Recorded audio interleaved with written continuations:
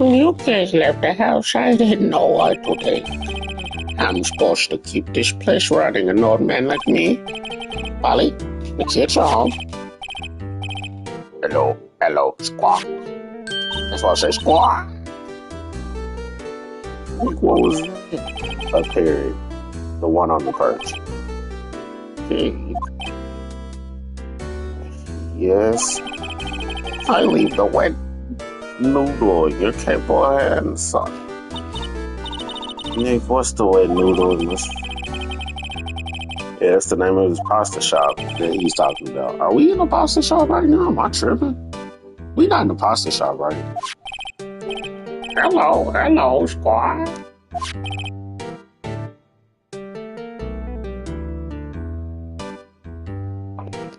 Yeah? That boy bubbles out his nose. That's crazy. Please have in this place. Let your blanket on the table when it's warm. No.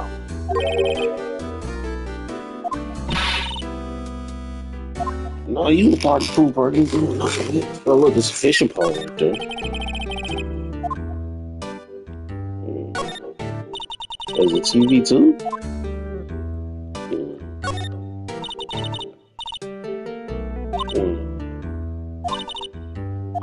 Yeah, that's what saves usually are. Locked.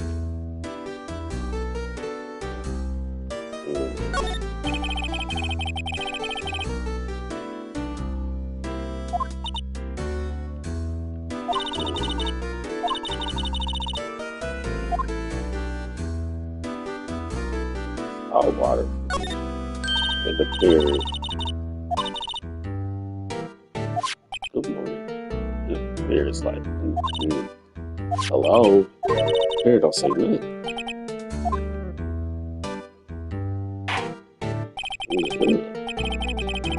You gotta call her name first. Her name? Molly, how you been? Hello, squad. See? Of course it's Polly. Well, all she can say is hello. Arr. Oh, Polly can say lots of things. You just need to know the secret words. The secret words.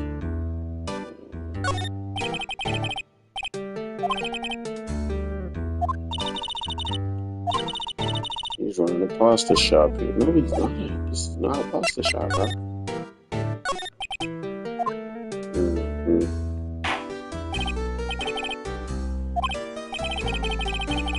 Oh, I do the wheel.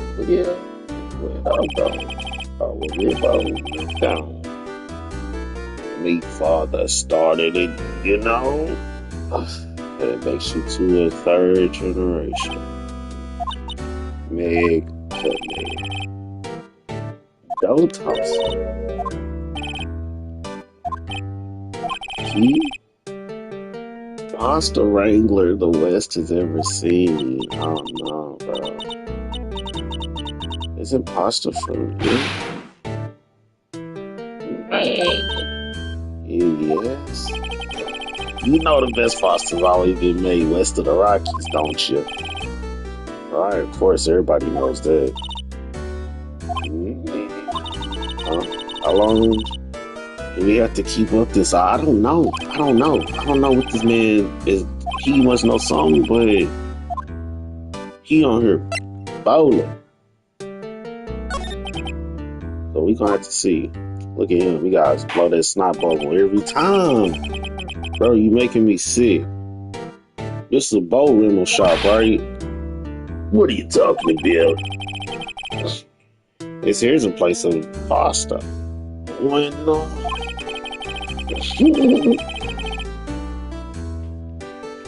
Oh, now that you mention it, we haven't got many orders for spaghetti lately.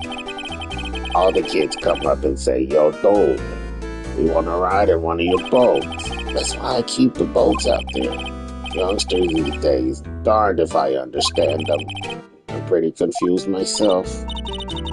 Nick, this isn't going anywhere. But this old man is the witness tomorrow, right?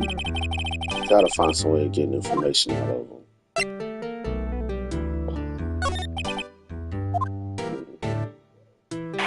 Secret word. My memory's gotten worse of late. That's why I just tell everything important to old Polly here. Everything important? I wonder. Polly, what's the number to the safe? 122 squad. Alright. Hey, Polly, watch it, will ya? See, Nick, all it takes is a little clever thinking. And the queen of nine. Quick, Nick, write the number down. 228. Get him to 5. Gordon is safe. It's not locked. I don't got the number for the safe, do I? I never did look at this. It's not much. Great.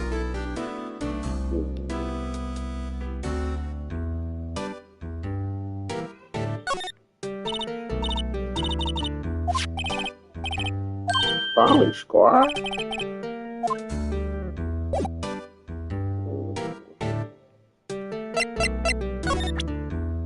Just send them with a couple things.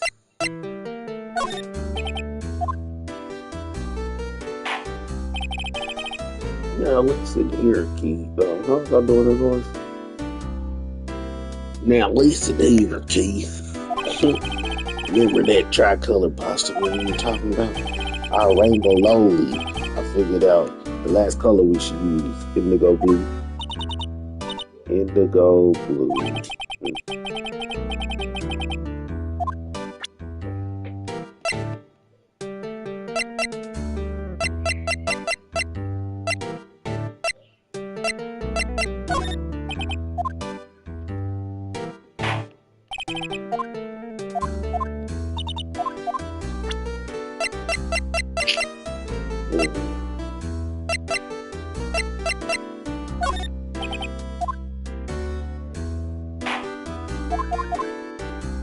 Okay.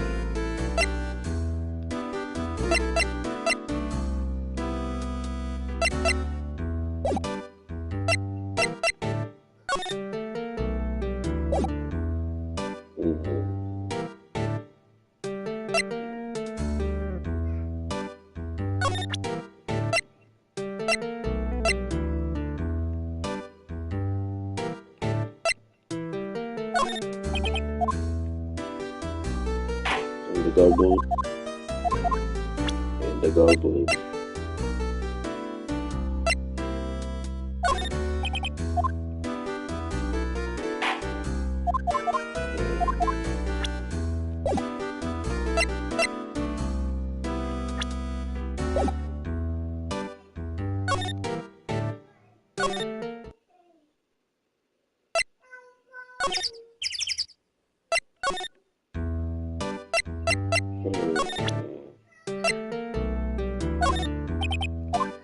Indigo blue.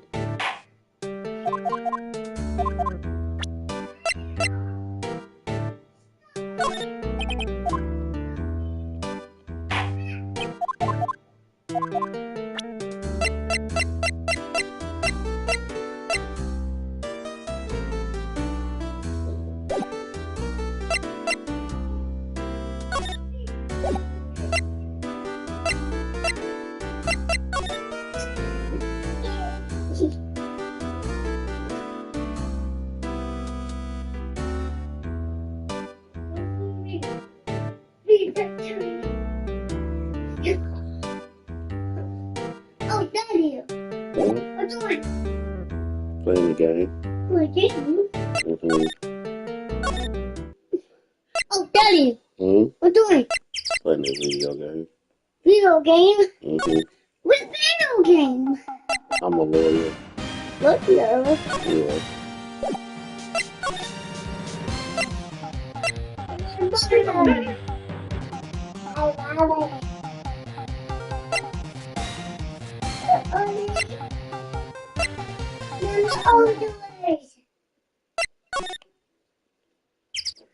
Ooh, there's a car. Yep.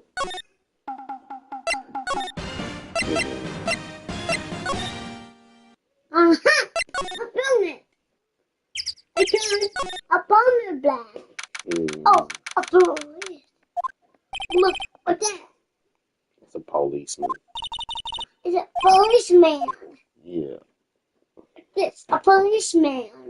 That's right. A policeman. Speaking of policemen, let's go check it out. What's this? What's this?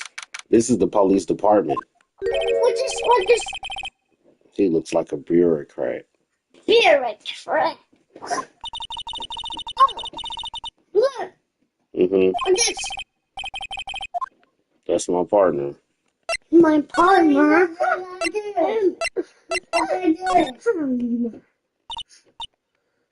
Hey, your partner.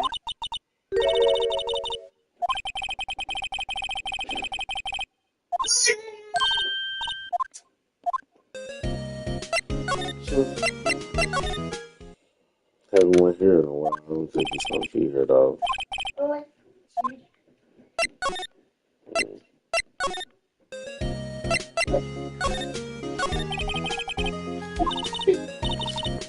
Put in detention.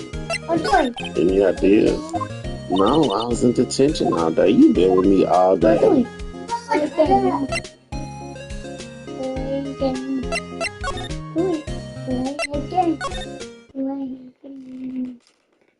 Video game.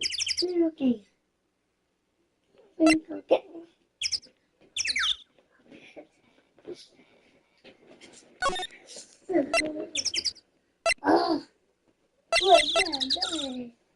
Hey,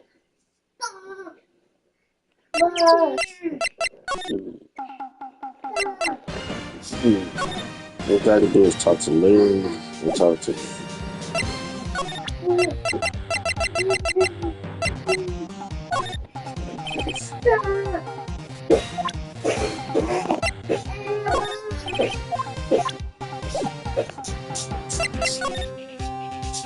that old man know something. Where can I find it? Where can I? level stairs.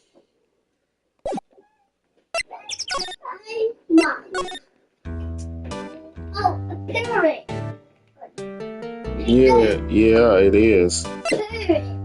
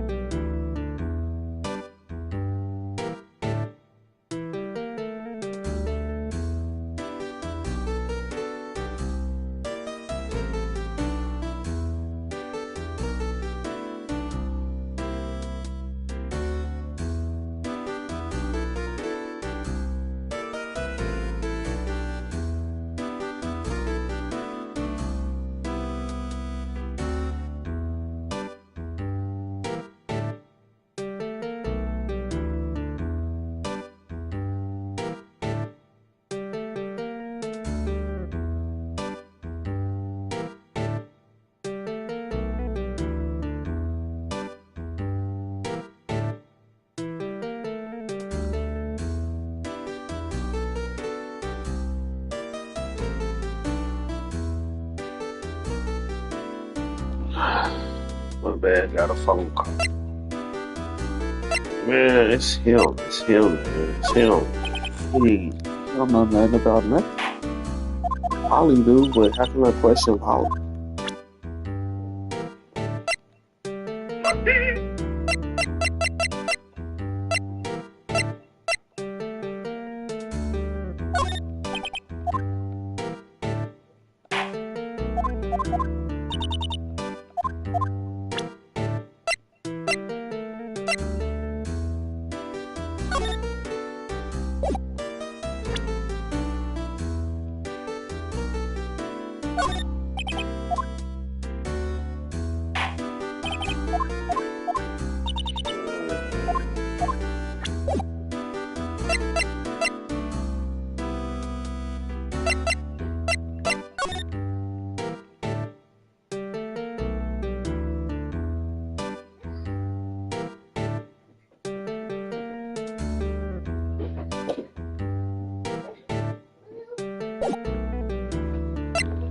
Hmm.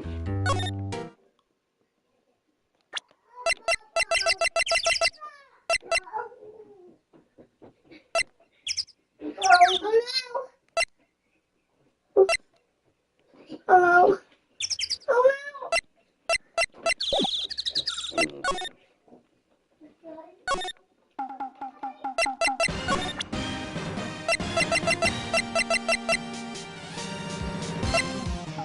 oh,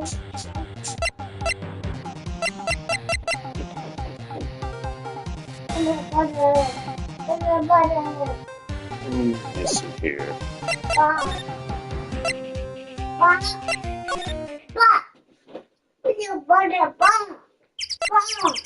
Peanut butter, butter, jelly, bah. Oh, bah.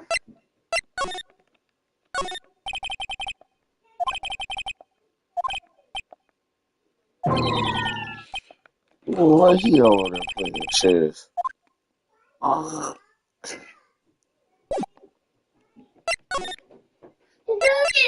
yeah. It's been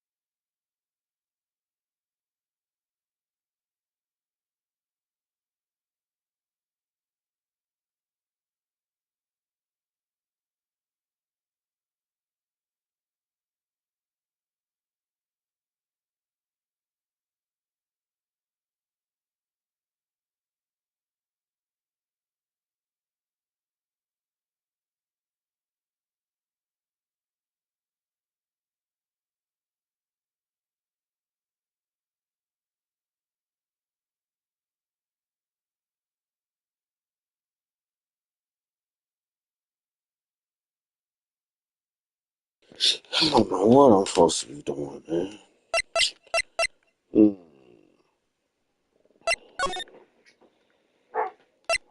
Man, listen. It gotta get so late, man. He out of town or whatever. She don't know what to do.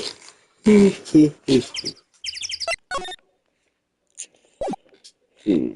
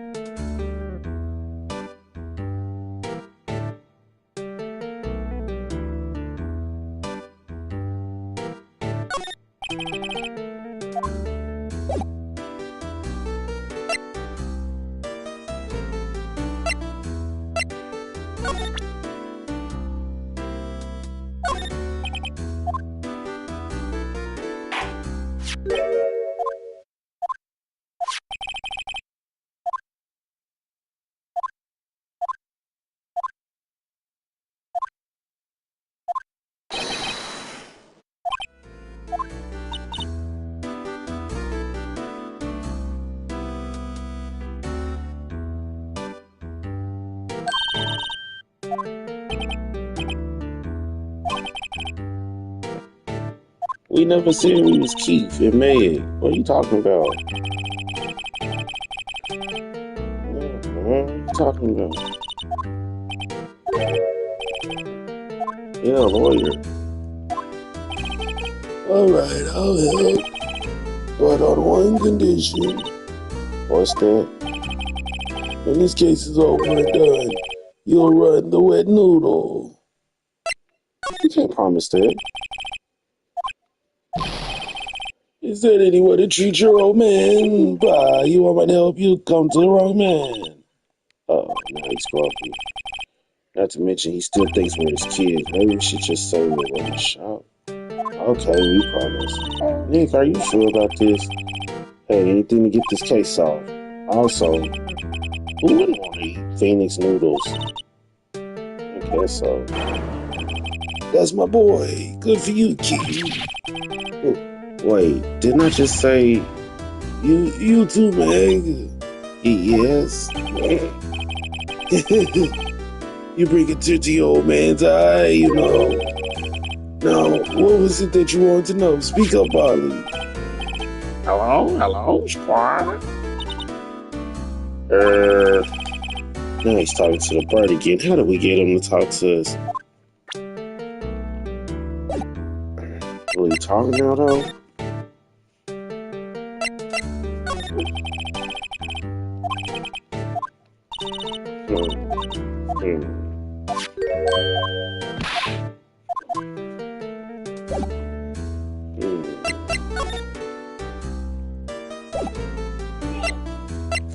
gotta wake up.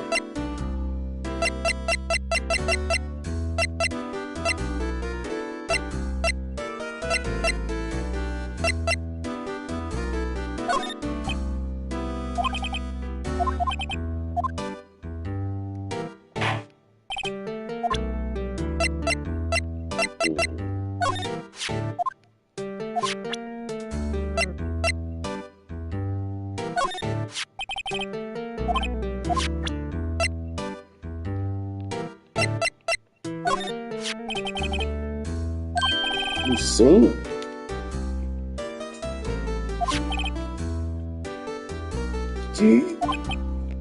Yes. It's okay. You can call me Dad. Dad, you know something about this? Up the other night out on the lake. Yes, yes. I know all about that. I seen it. What? Tell us what you saw. Well, I suppose since you're taking over the shop and all. Okay, tell us what you saw. I forget the time, but it was pretty dark outside. Probably night. It was after midnight, but okay. Then I heard this bang. So I looked outside. Then I heard another one. Bang! And he saw somebody splash into them. A little while later, this boat comes back. Then a young man walked here by the window here. He was muttering something to himself. What did he say? I forgot. I remember tomorrow by court time promise. We need to know earlier than that. You know what, little Terry was just here. Terry? The kid next door, you always used to make him cry, remember? He was wearing this tattered old coat, got himself some whiskers growing out of his face. Must be talking about Detective Gumshoe. He comes up and tells me to come down to court tomorrow. Really? Somehow I don't think we're going to get much useful information from this guy. Oh, yeah, maybe we should be leaving. I think you're right. Oh, wait, I had one more question. Polly, have we forgotten something? What? Don't forget DL6. What? Huh? What did she just say, Nick? One more time, Polly. Don't forget DL6. What? The DL6 incident, huh? Yes. What about Bean? Come here, Bean. Come here. Come here. Come here.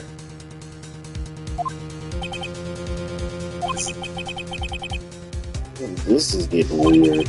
Who is this old guy? All that Bird Polly know about DL6. You have to figure out who that old man is. Oh. What? He locked the door from the other side. Who could that old man be? I think I need to do a little more research on this DL6 incident. Maybe I should ask Detective Gumshoe. We out of here.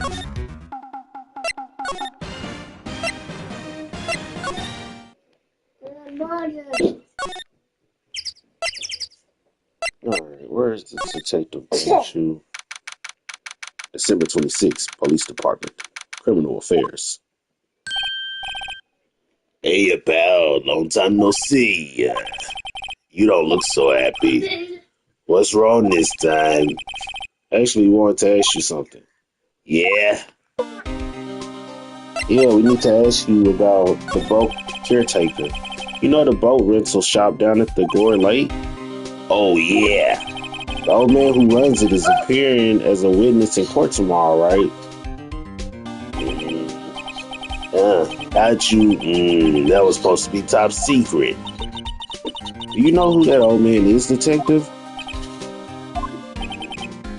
Actually, I don't. He's a bit of an odd blade. I haven't been able to get a straight answer out of him. I decided first that he wasn't persuasive enough to stand and testify as a witness. That's why we called Miss Lauder hard yesterday. As for who he is, We have absolutely no idea. Sounds suspicious. Alright, let's talk about the DL6 incident. Detective Gumshoe, please help us. We need to know about the DL6 incident. That was when Edgeworth's father died. I can't help but think they had something to do with this current case. To tell the truth, I don't know much about DL6 either. Mr. Edgeworth forbade us from reading the file, so I'm afraid I can't show them to you either, pal. What? However, if you can convince me somehow that the DL6 incident is related to this case, well, I guess I consider opening the file up. What do you know?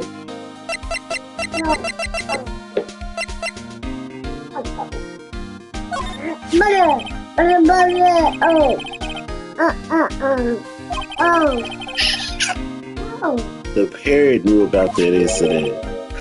That incident? DL6. What? Yeah. Polly, have we forgotten anything? Squawk! Don't forget DL6. Squawk! Huh?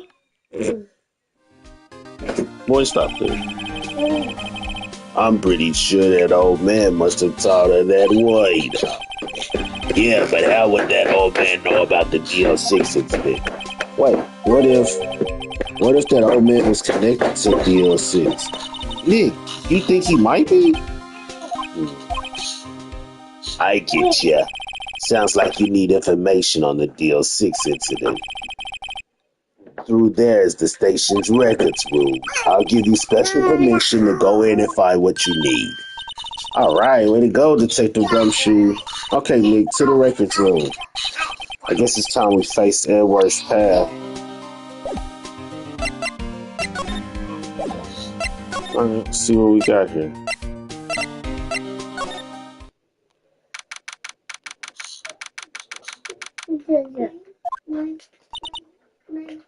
Wow, it's amazingly dusty.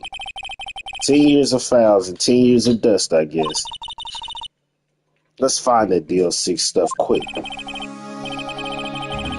15 years ago, both me and Edgeworth were 9 years old. We were almost through with the 4th grade when we suddenly transferred because of the DL6. Nick, I found out where the file is. Oh, thanks. Just let me know what you want to know about the DL6 incident. I'll go get the right file. Okay. What's the case summary looking like? Right. Summary. Found it. Here you go. December 28, 2001. That's exactly 15 years ago from the day after tomorrow. So in 2 days, the case is closed. The incident took place in the elevator of the district courthouse. What? Is that the same district courthouse where we're holding the trial now? Looks like it. There was a large earthquake on 2 p.m. on that day. Part of the court building collapsed and all of the lights went out. Wow, that was some earthquake. At the time, 3 people were trapped in the elevator. It took 5 hours for them to be rescued. 5 hours. Oh, one of them was Edgeworth.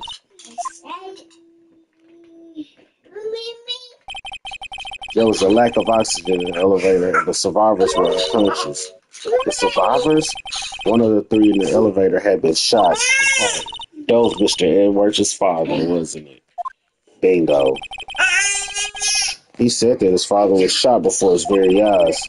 So Mouse Edgeworth was one of the other passengers in the elevator. Maybe the victim battle. Yeah, hold on. Here, healthy. Gregory Edgeworth, 35, defense attorney. If he were still alive, he'd be 50. He had lost that day's case in court and had got in the elevator with his son Miles. Miles Edgeworth, of course. So he was in the elevator with his father? From the angle of the bullet and other evidence, it could not have been the Sui.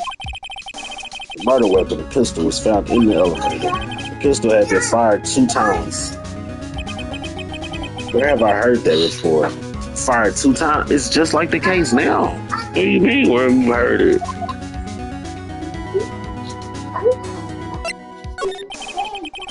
Any date on the suspect in there?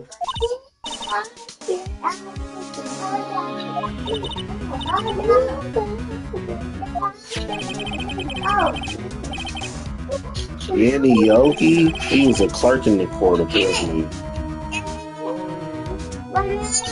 What? It's about time for y'all to take a nap. Y'all doing too much. Yeah.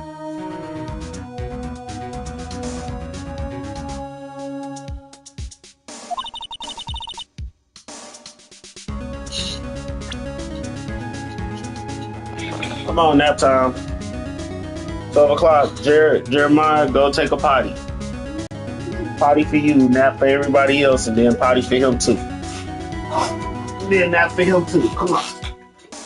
Come on. Potty. Potty for you. Come on, potty.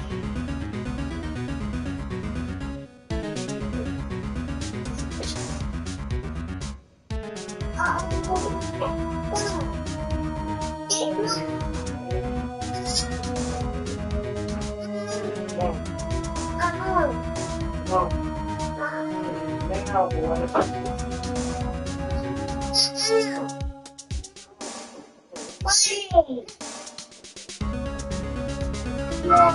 Hey. Yeah. Yeah. Hi.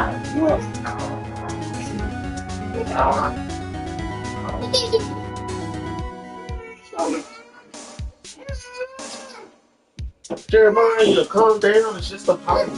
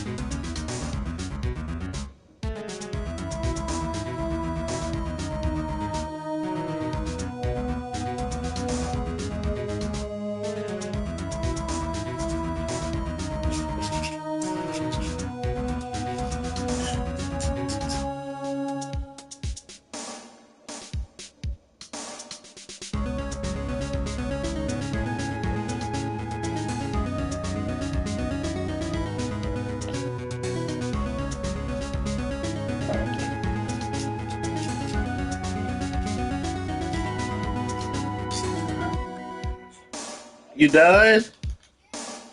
Get up.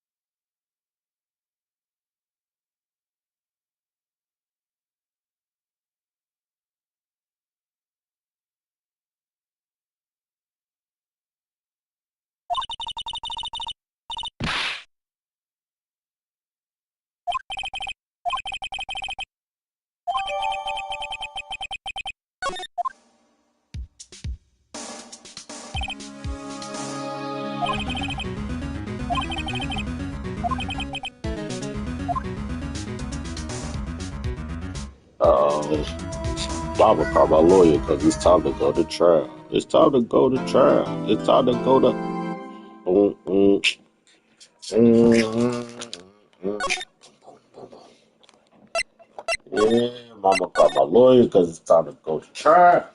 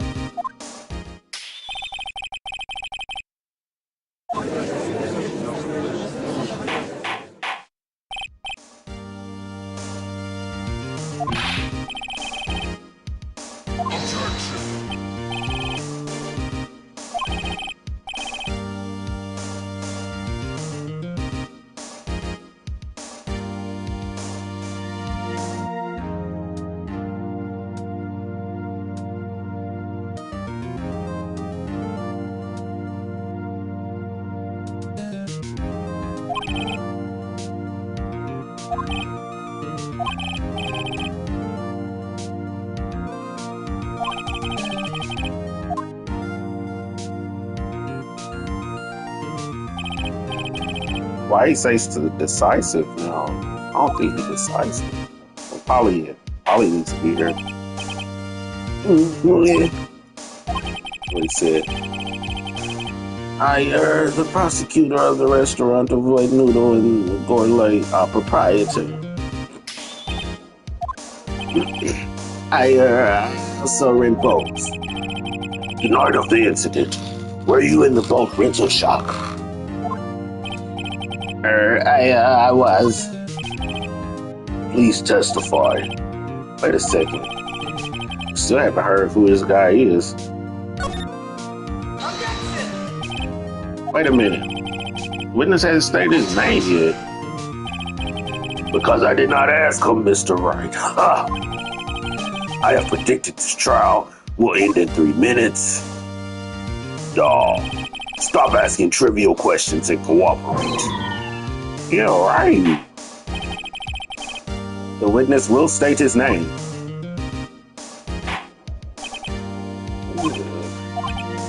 Well, I'm not really sure. What do you mean? My memory, Your Honor. The witness does not remember anything beyond the last several years. Ergo, he cannot recall his own name. What? Who? Who do you think? Abel? He wanted to say like, yeah, he said he needs No, she don't. You gave him one? Oh, Abel, yeah.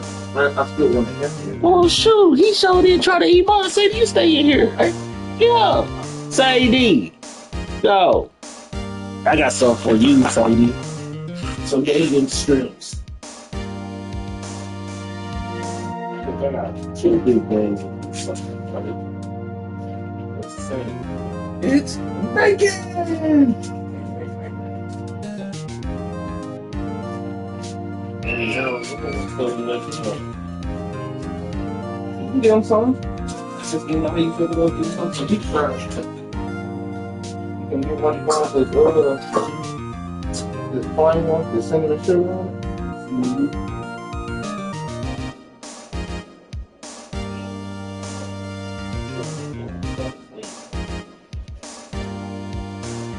Like you don't sleep, you just you understand. What? What? You eat your beignet from your Uncle Tony. Did you say thank you? They didn't say nothing, did they? No, they didn't.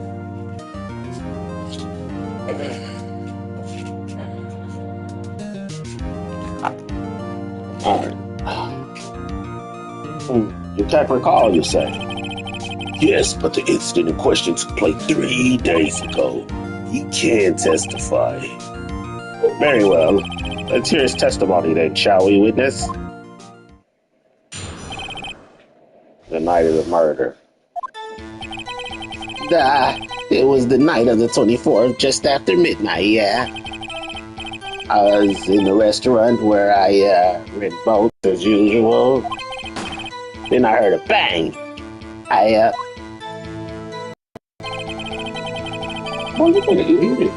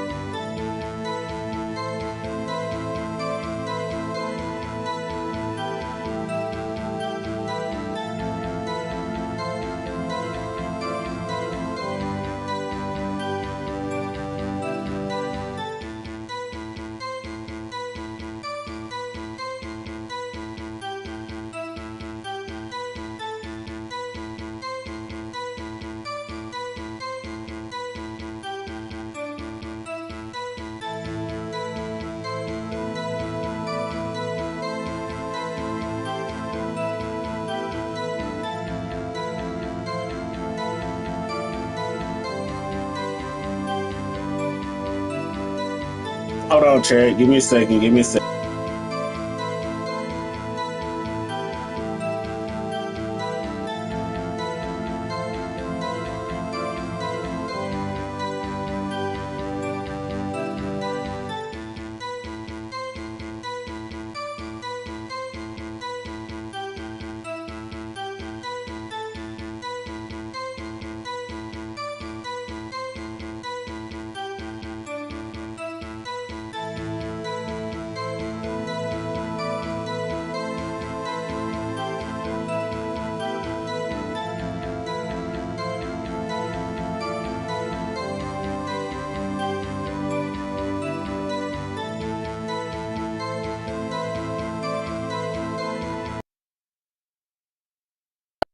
Out the window, I saw a boat just a floating on the. Then I heard another bang. Just about then, the boat comes back to the shore and a man walks by my window. Very well. I'd like to begin the cross-examination. Objection! There is nothing to question in my witness's testimony. Ergo, no need for cross-examination. What? What do you mean? Besides, there are only 10 seconds left before our 3 minutes are up. Talk about this test. This thing only gonna be 10 minutes. Like what? Or 3 minutes. Judge, your verdict now. This is the prosecutor saying this, bro. This is bogus. This is bogus. Yes. Mr. Wright? What do you mean, cross-examination? Man, you know, that's the job. What are you saying? Of course I'll cross-examine the witness. Very well, you may begin. Ah! Excuse me? Mr. Von Karma? 3 minutes just passed. I see. Well, then let's just take our time. You may cross-examine the witness. Like, what are you talking about? Who told him 3 minutes and that was it? He tripping. It was the night of the 24th, just after midnight. I was in the restaurant when I read boats as usual. Anybody who can verify that? Well, I guess Polly could. That's not good enough for the court of law. Mr. Wright, exactly what's not good enough? Your Honor, this Polly is a parrot. A parrot? Don't be so hard on the girl, Keithy boy. Keith? Objection! The prosecution concedes that we cannot prove the witness was in the shop. Witness, please continue. Then I heard a bang. And where did the bang seem to come from? Wake up, old man. From the lake, I figured. Are you certain? Good, continue. When I looked out the window, I saw a boat just floating on the lake. Was there someone in the boat? It was pretty far out there. I couldn't see clearly. But I figured there were 2 men out there, But you couldn't see them clearly. At the time, that is. At the time. And then I heard another bang. You heard 2 gunshots total? That's what Loda said in her testimony yesterday. Just about then, the boat comes back to the shore and a man walks by my window. I know Von Karma, he spent time preparing his witness. I'm not going to find contradictions fairly easily in his testimony. It's tough being a lawyer.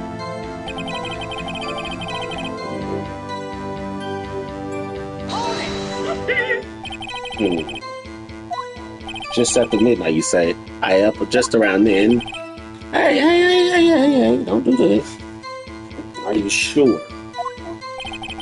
Pretty sure I am. When I talked to you yesterday, you were rather vague about the time. I'm surprised you seem so sure about it today. Objection! I asked him and he remembered. What? Bro, y'all full of it. Isn't that right?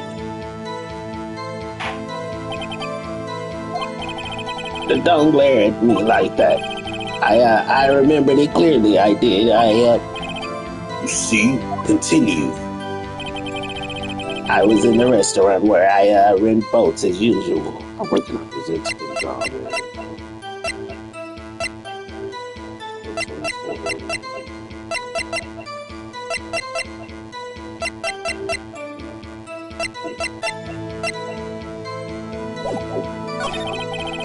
Then I heard a bang. Yeah. When I looked out the window, I saw a boat floating on the lake. Hmm.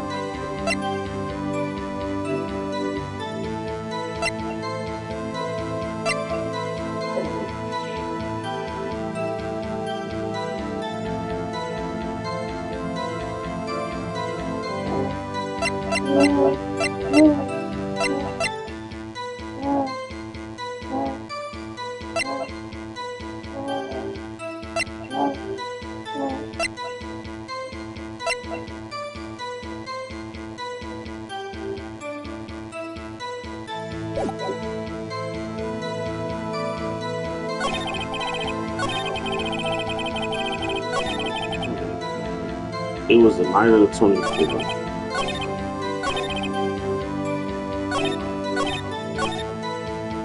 Exactly. So that was me.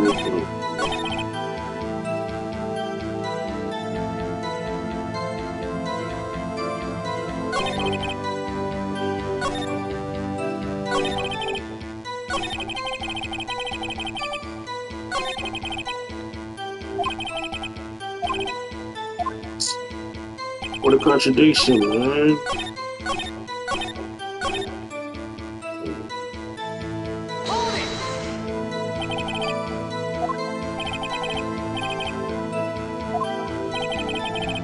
You see the man's face.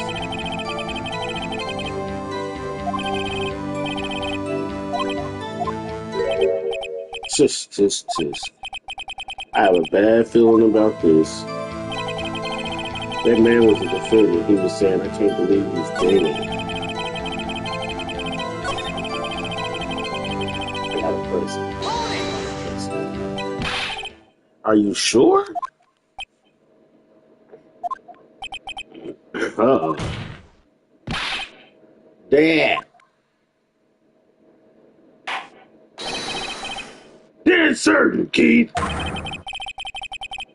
He said, I can't believe he's dead as he was walking by, too.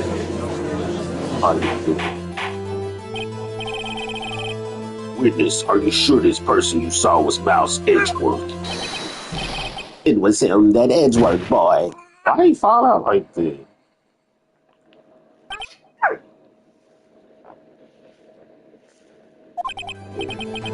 This sounds like decisive evidence indeed. I see no room for doubt. Von Karma. He lured me into cross-examining him so he could set me up for the fall. Ah! Tisk. Nick, I don't like the way things are going here. Everyone in the courtroom is glaring at us. I better act quick or this trial is going to be over. Raise an objection. Objection! Your Honor, we proved in yesterday's trial that it could not have been Edgeworth who fired that gun. Mr. Wright, are you referring to the fingerprints from Edgeworth's right hand found on the gun and the photograph showing a man firing with his left hand? Exactly. Tisk. That is easily explainable. He could have wiped his prints after he fired. What? You are ignoring the truth of the matter here. Everything is in this witness testimony is true. The judge is lost in thought. What should I do? Raise an objection. Your Honor, this witness claims that Edward said, I can't believe he's dead. But his word is all we have. If you were telling a lie, Mr. Wright, in a court of law, the evidence tells all. Apparently, you have yet to realize even this basic fact. If you say his testimony is a lie, show us proof. Nick, do we have evidence? It's no good. There's nothing I can do. Are you sure? To be honest, I don't know what to do anymore. Please. Can you hear me, sis? Please. We need your help. Nick needs you. Tisk. 3 minutes was perhaps too high an expectation. However, 15 minutes isn't bad. What? What do you do?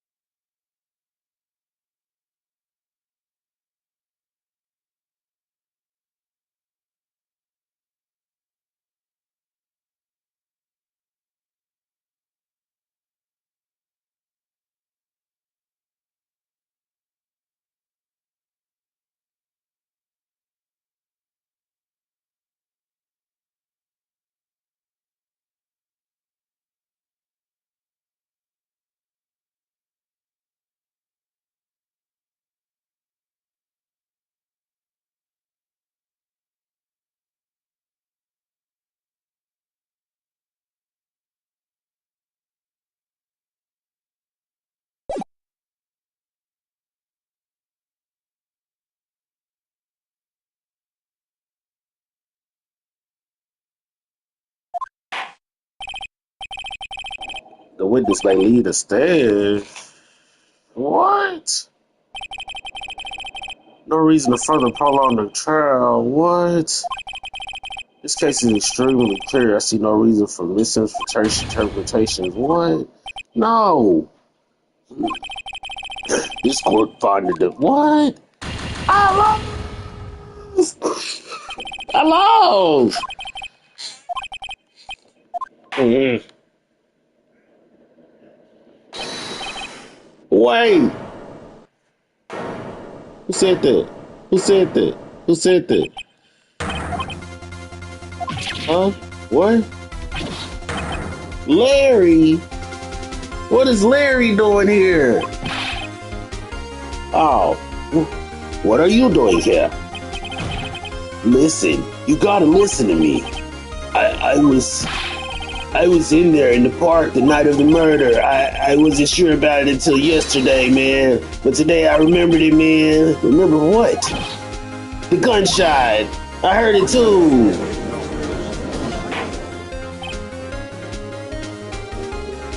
Order. Objection. What is the meaning of this? The verdict has been decided. I call for adjournment. One moment, Mr. Von Kama. You say you heard a gunshot? Yeah, I did. A gunshot that night. I was sitting here in the audience listening to the testimony. Then I realized something he said was different from what I remember. And anyhow, I can't just sit here and let you call AG a murderer. It's just not right. I'll testify. Let me testify. Fucking Butts up here again. Butts might save Edgy's life. Let's see. Let's see. Well, this is the first time something like this has happened in my court. I'm not quite sure how to proceed. Judge, you have already given your decision. The trial is over. Nick, this is it. Larry's giving us the one final chance at this. She's right. If only if it wasn't Larry, he could make things even worse. Mr. Edgeworth was just declared guilty, Nick. It doesn't get any worse. He ain't lying. And she ain't lying. She ain't lying. Your Honor, if there's another witness, it is our duty to hear him speak. Right here, right now.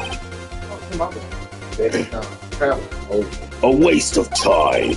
The verdict cannot be overturned. Allow me to speak my opinion. In all court proceedings, it is our duty to prevent an inaccurate verdict. In order to make sure no mistake has ever been made, every witness should be heard. What is this? I withdraw my previous verdict of guilty. He the judge, he can do whatever he wants to. Mr. Von Karma, I order you to call this new witness to testify now. What? The court will adjourn for the 5-minute recess. Everything he talking about, he the same one that's talking about some. Nah, Judge, he don't even need to cross-examine. Nah, Judge, it's only gonna be a 3-minute trial today, Judge. And he been talking bad to the judge the whole time. He talks on himself. Court is adjourned. What we get, 10-minute recess or something?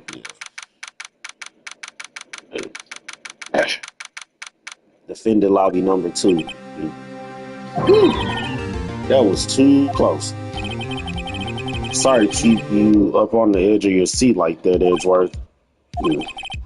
I've seen worse. Yeah, right, Edgeworth. You're sweating bullets. I just wonder what Larry plans to say in there. Larry was at the lake that night. Yeah. He said he went looking for the Steel Samurai balloon that flew into the lake. All right. And he found the balloon in the air tank that night. Yeah. Hey, Edgeworth. Huh? You say something right? Yeah, a lot of things. You seem out of it. What's wrong? It's nothing. Mr. Edgeworth, there's something I've been meaning to ask you. What's that? Why are your fingerprints on the murder weapon? Oh.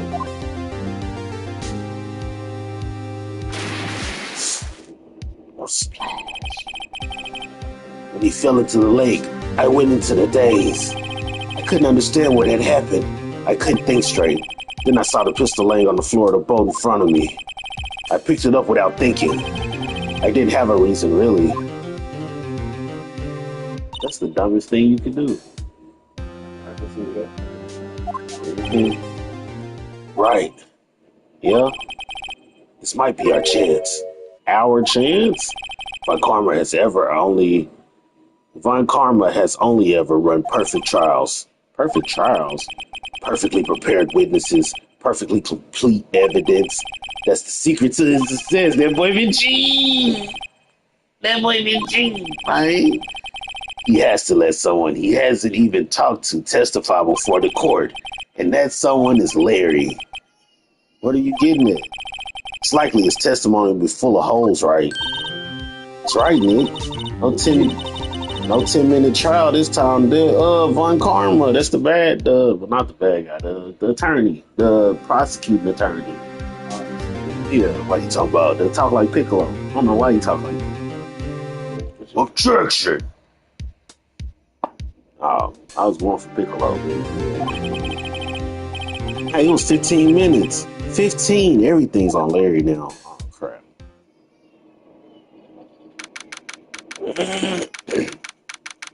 Here we go. All right, Larry, don't mess this up, man. Court is now back in session. Witness, please testify to the court about everything you saw on the night of December 24th. Right, leave it to me. Please, Larry, don't mess this one up. Hate to admit it, but you're our last chance. Von Karma didn't even have time to prep his witness. I just hope Ellsworth is right about this being our big break.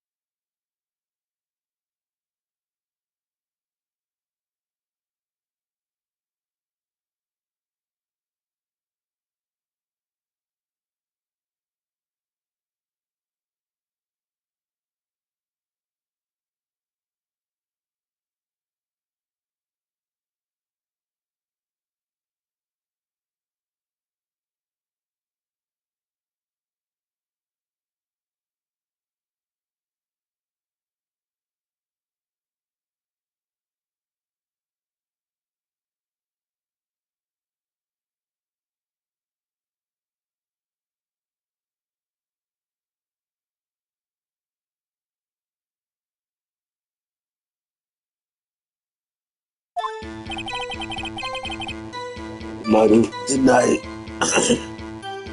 that night, I was out on the boat on the lake. I was looking for something and I found it. So I quietly slipped the boat back in at the rental shop dock. Then, just as I was thinking about going home, I heard this bang. I looked out over the lake, but I didn't see a boat. So after I heard that single gunshot, I went home. That was an unusually vague testimony, even for this court. In any case, Mr. Wright, you may begin your cross-examination. Yes, Your Honor. What's wrong, Nick? It's Larry. I have no idea what he's going to say if I press him. I'm a little scared.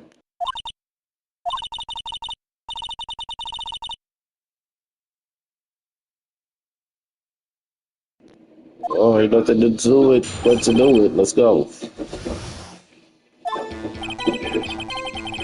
That night I was out on the boat on the lake. Something wrong, Mr. Wright? There were so many things wrong. I don't know where to begin. Well, okay. First of all, what time was it? Oh, it was after 11 when I went out in the boat. By that time, everyone had go home for the night. So I waited until the coast was clear, so to speak. And why were you out on the boat at such a late hour? I was looking for something and I found it. Looking for something. Yeah. Mr. Butts, what was it you were looking for? Objection. What the witness was searching for is irrelevant. Most likely he was hunting for this Gordy. That's surprisingly close to the truth in a sense. This is all irrelevant. Let's get it over with. So I quietly slipped the boat back into the rental boat shop. Doc. Around what time was that? Oh, well, let's see.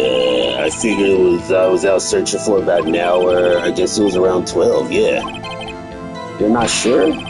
Hey, don't give me that face. I'm not some sort of human sundial, okay, bro? People use watches these days, Larry. Sure. Then just as I was thinking about going home, I heard this bang.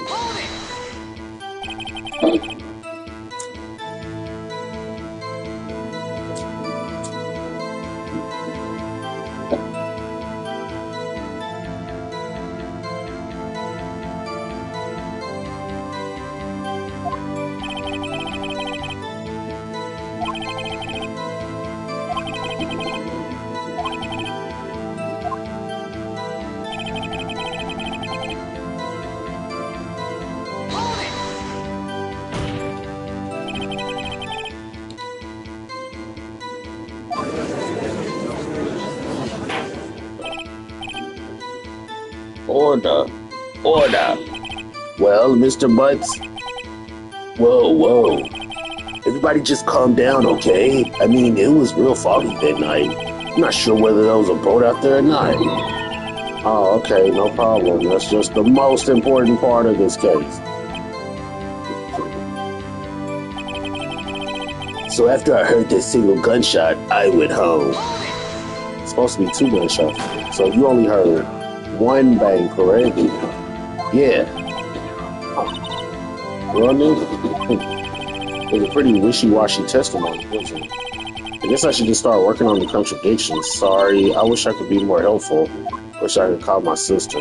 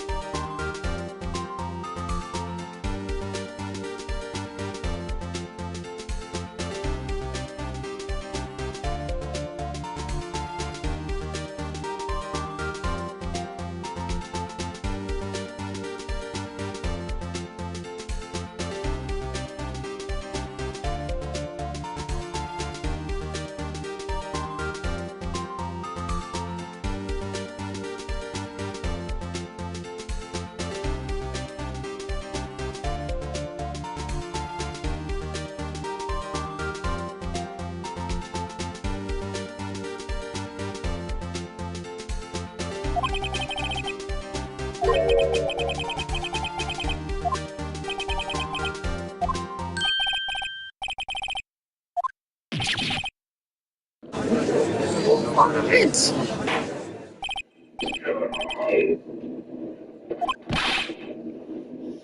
Mr. Butts. You were listening to the radio with your headphones? Yeah, so what? Is that a crime? Wait, I listen to my radio. Everyone listens to the radio. What's the big deal? Mr. Von Commer, your opinion? Waste of time. I do not accept this witness, nor his shoddy testimony. Well, Mr. Wright, shall we continue the testimony? Might as well. Please allow the witness to continue his testimony. Bah! Nothing's more pitiful than a lawyer who doesn't know when he's lost. Please give your testimony. Make sure to include details like your radio.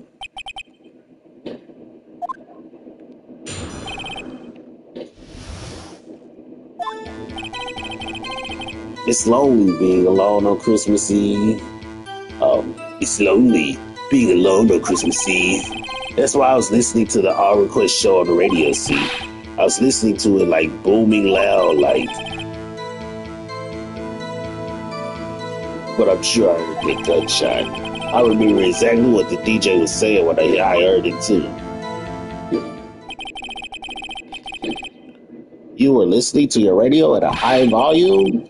Yeah, what's the big problem? Can a man listen to his radio in peace? Isn't this a free country? I truly believe Larry has no idea what the problem here is. Judge, can you believe a word this witness says? What he heard was probably nothing more than a drum beat from the radio. True enough, it is difficult to believe his testimony.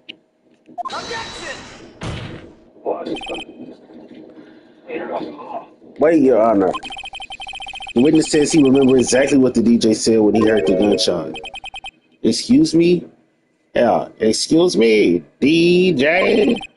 An announcer, the guy who says things on the radio. Anyway, what this means is when he heard the sound, no music was playing. The DJ only talks in between songs, so he could have heard the gunshot from the lake. I need a cross-exam. Very well, Mr. Wright. Can't believe I'm continuing this charade. Charade? Charade? Charade. Slowly being alone on Christmas Eve. But that's why I was listening to our request show on the radio. See, I was listening to it real booming loud like. But I'm sure I heard that gunshot. Okay, let's see, Will. Let's press him. Shit. Why are you alone on Christmas Eve? You got a girlfriend. So you turned on the radio. Right. I just wanted to hear someone's voice, you know. You don't know what it's like out there alone on Christmas Eve alone. I shouldn't have said anything. That's why I was listening to the All Request show on the radio, see? Do you by any chance remember the name of the program you were listening to? This has nothing to do with the case, Your Honor. Objection, sustained. The witness has been listening to the radio. That's all that we need to know. Tell us, Mr. Butts, how loud was your radio set to that night? I was listening to it real booming loud, like. Real booming loud? Yeah, you know. And you had headphones on. Yup. I wouldn't think you could hear anything going on outside at all. But I'm sure I heard that gunshot. Can you prove that? No, of course you can't. Nah, I can't prove it. But I remember the moment real clear. I mean, while I was talking about it, it came back real clear to me, you know? I remember exactly what the DJ was saying when I heard it, too. What did she say? Objection. Mr. Wright, please cease these pointless questions. What possibly good could knowing what a DJ radio said do us? Indeed, Mr. Von de Karma has a point. I'll allow the question only if you see some reason why we should care. We should care.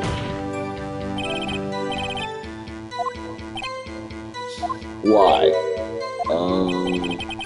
Well, how do you know if we don't ask? Oh, fine, very well. Mr. Butts, please testify to the court. What was the radio announcer saying when you heard the gunshot?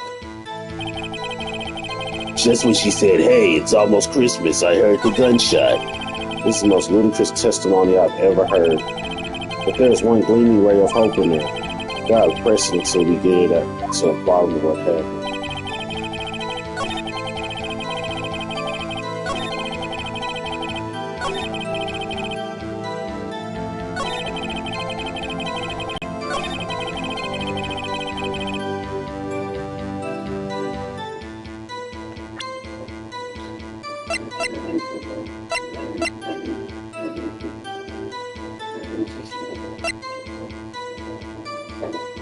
It's almost Christmas, then you heard the gunshot, but it's after Christmas.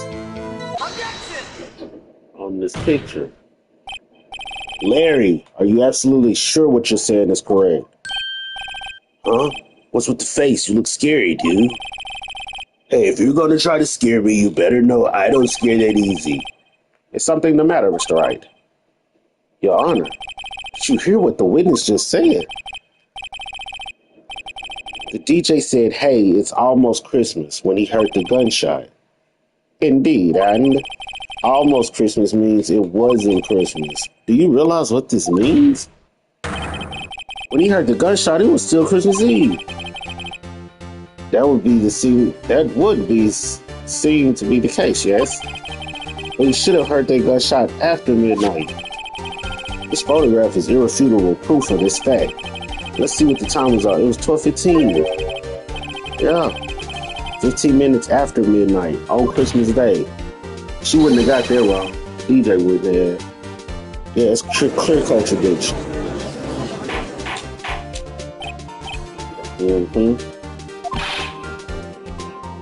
What does this mean?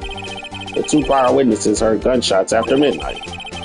However, the witness says he heard the gunshot before midnight. Judge, the answer is simple.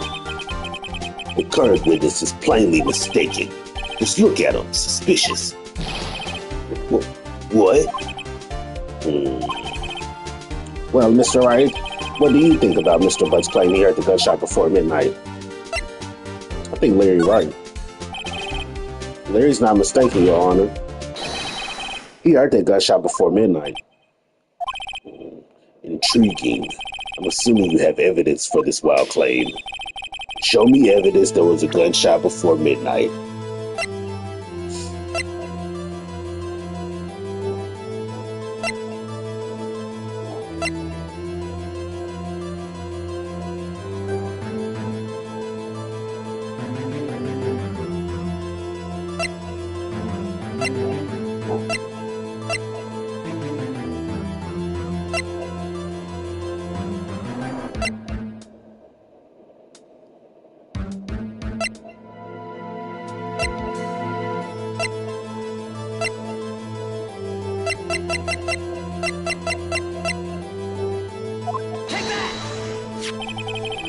Look at this photograph.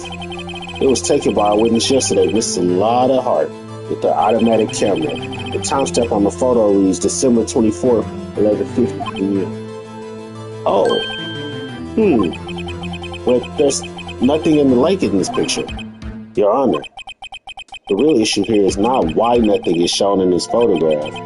It is why this photograph exists at all. What do you mean? Your Honor, this photograph was taken by an automatic camera. What was it set to? It was set to go off in response to loud noises, and that means gunshots. There was a loud noise on the lake at 11:50 p.m. That is why this photograph was taken. In other words, when Larry heard the gunshot, it most definitely still was Christmas Eve. Indeed, it would seem that this is the case. Then where does that leave us? Miss Hart testified that she heard the gunshots after midnight. Are you claiming she was mistaken? Not at all, Your Honor. It is a fact that the camera also triggered at 15 after midnight, too. Your Honor, that night, there were two sets of gunshots with a 25-minute pause between them.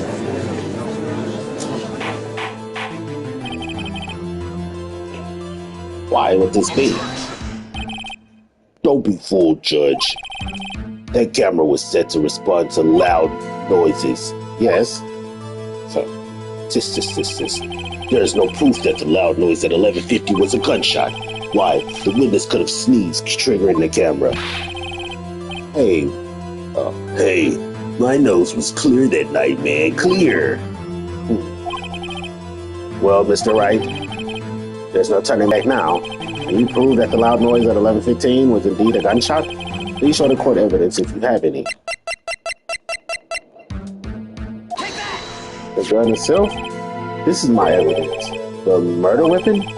Something about this pistol is bothering me, Your Honor.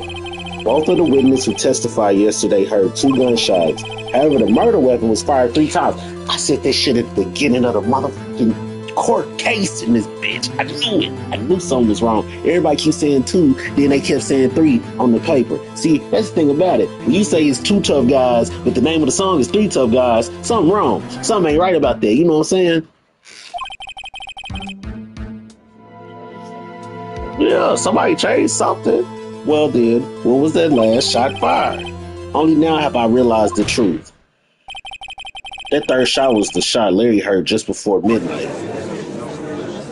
I'm on. Order. Shut that shot. That would make sense in the evidence we've seen so far. However, this leaves me wondering exactly what did happen at that night on the lake. Exactly. If this is true, there were 2 sets of gunshots separated by 25 minutes. One at 11:50, another at 15 minutes after midnight. Why, I ask you? Why? Oh, I better think of something quick. Wait a second. Gunshots separated by 25 minutes? What's wrong, Nick? I have it. Remember the case with the Steel Samurai? Yeah, of course I remember. The murderer in this case had the same idea as the murderer in that case. What do you mean? Maya? Yes? If we don't figure out this now, we'll never overturn Edgeworth's guilty verdict. I got a hunch. I'm gonna run with it. Right, I mean, is this safe? Safe? We already gotten a guilty verdict. We have nothing to lose. You just watch and let me know if I say anything that sounds fishy, okay? Right, Nick. Your Honor. Yes, Mr. Wright. The testimony just now has been cleared up. The testimony just now has cleared up this entire case. It has? It has? What do you mean, Mr. Wright? Tis. So you finally realized the truth. There could be no other murderer here than Miles Edgeworth himself. Wrong, Von Karma. The man was shot that night, but it wasn't Edgeworth who did the shooting. Listen, rookie. Take a deep breath and consider the facts. At the time of the murder, 1 boat was on that lake. This was shown by the witness's photograph. The defendant, Edgeworth, and the victim, Robert Hammond, were on that boat. Bang! Into the water. There was a single gunshot fired on that boat, and Robert Hammond fell into the lake. The distance of the shooting was 1 meter. It couldn't have been Suey. Well, the guilty party has to be the other man on the boat. I admit that it's hard to imagine any other possibility. Yeah. But this assumes that the victim was shot at 15 minutes after midnight. What do you mean by that, Mr. Wright? We have photographic evidence at the time of the shooting. The timestamp on the photo says at 15. But Larry heard the gunshot 25 minutes before that. Robert Hammond was killed then, 25 minutes before the shot on the lake. That's the only way that Edgeworth could have been innocent. Mr. Wright, are you quite mad? Explain who the 2 men on the boat are.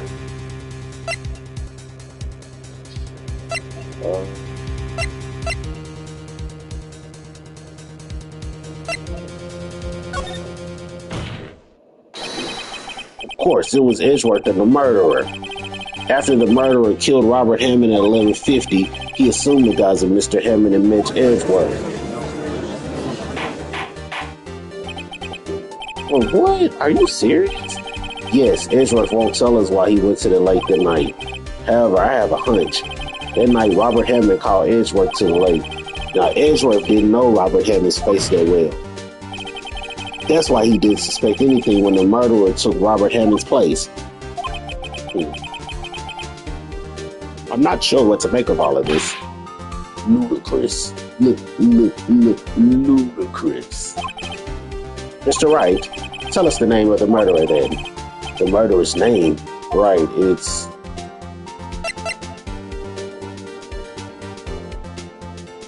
I don't know.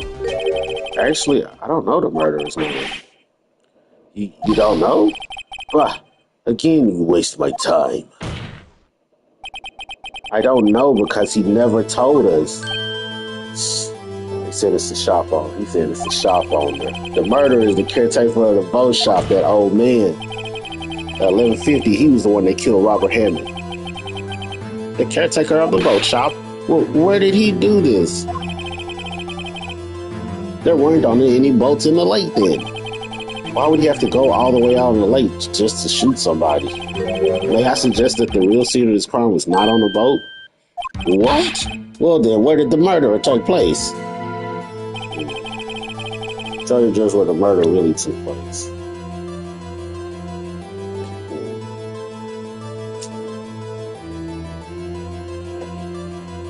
What the hell am I supposed to know this?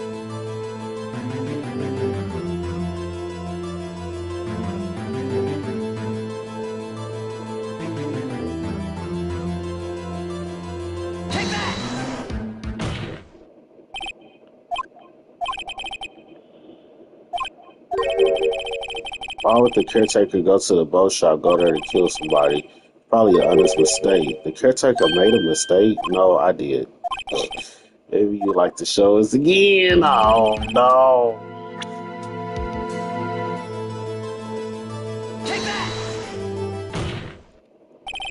Here, of course, the boat shop where he lives. That way he could meet with the victim without anyone seeing.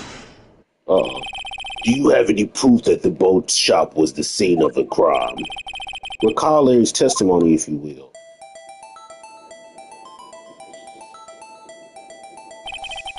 That night he was out on the lake in the boat searching for something.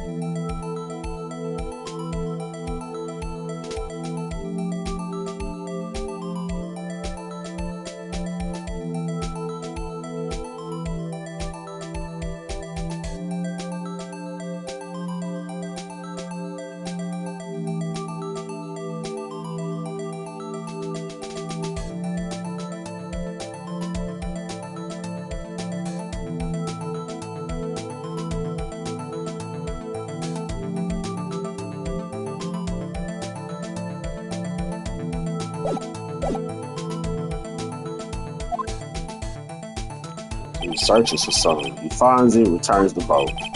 Then, just as he's starting to head home, he hears a gunshot. Pow! He heard a gunshot, Your Honor, even though he was wearing headphones at the time. In other words, the gunshot was very, very close by.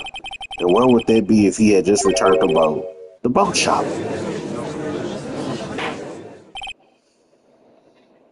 Mr. Wright, what happened that night in Gourd Lake? Please tell the court from the beginning. Yes, Your Honor. Nick, are you sure about this? Not really, but I think if I start at the very beginning and I take it slow, I might just be able to figure this out. What? That night, the caretaker of the boat shop called Robert Hammond to his shop. Then he shot his ass.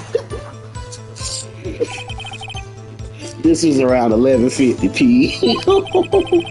That was when the gunshot that fired Larry heard. That's what That was when the gunshot that Larry heard was fired. After that, the caretaker put on Robert Hammond's coat. He became Robert Hammond. Then he got into the boat with Edgeworth and went out into the middle of the lake. Then, who fired the pistol on the boat, Mr. Wright?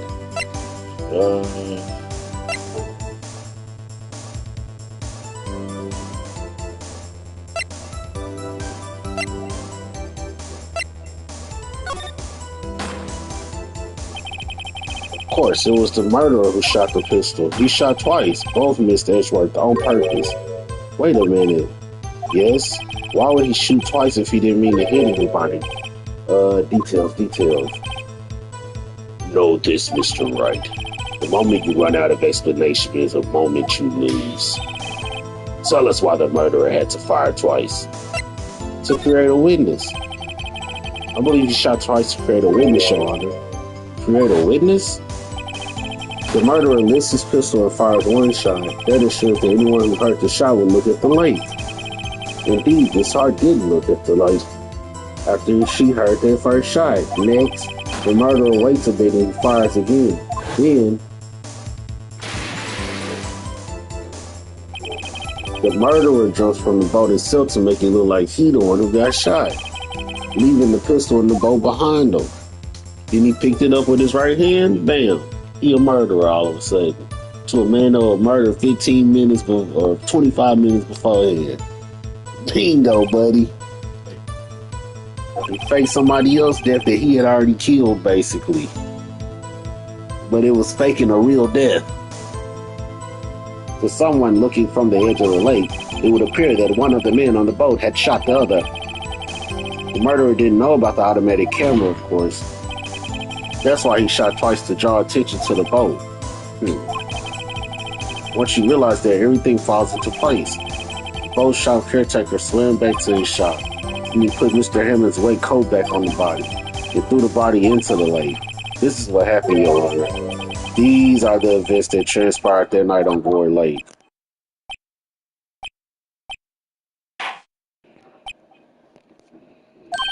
Now bring them back in. Yeah, bring them back in. Quickly. Bailiff, quickly. Bring the man in, quickly. Quickly, bailiff, quickly. Very well, while we wait for the caretaker, I would like to ask the defendant, Miles Edgeworth, a few questions. Mr. Edgeworth, please take the stand. Mr. Edgeworth, you heard what the defense has said. Yeah. Well, why did you go to the lake that night? What Wright said was mostly correct. Astonishingly so, actually. Yeah. Several days ago, I received a letter. The letter was signed Robert Hammond. He asked me to come to the boat shop by the lake at midnight on Christmas Eve. He said he had something very important to discuss with me. Something important? I'm sorry, I can't say what it was. Your Honor, sir? Bailiff, we are conducting a trial here. I ask that you remain quiet. The witness has disappeared. He ain't at the boat shop either. What? What should I do?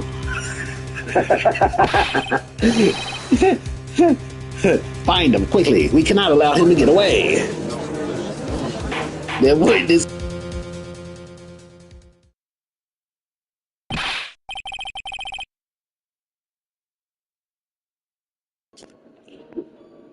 Mr. Von Karma, your witness has disappeared.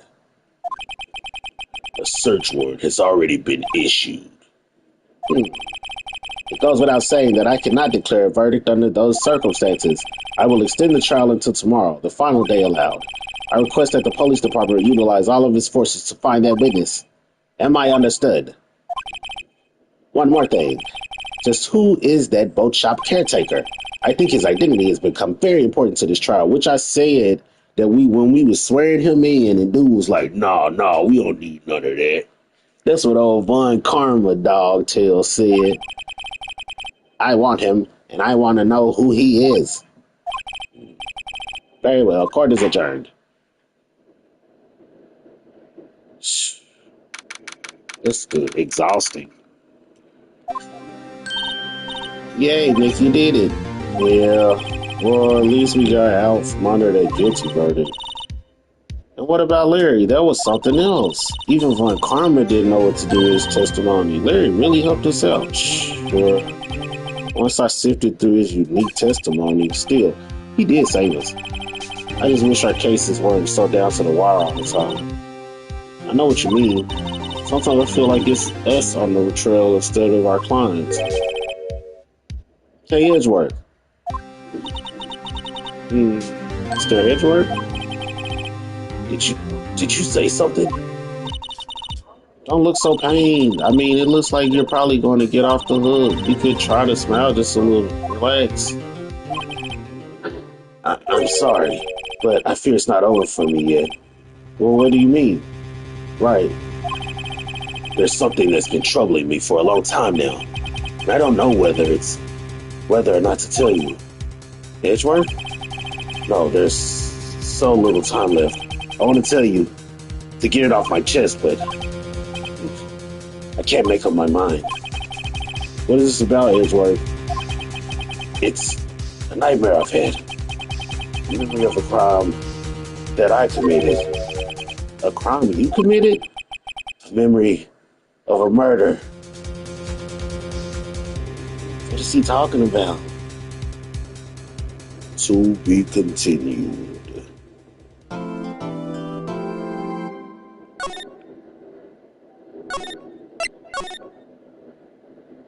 Next time in the Terror Dome.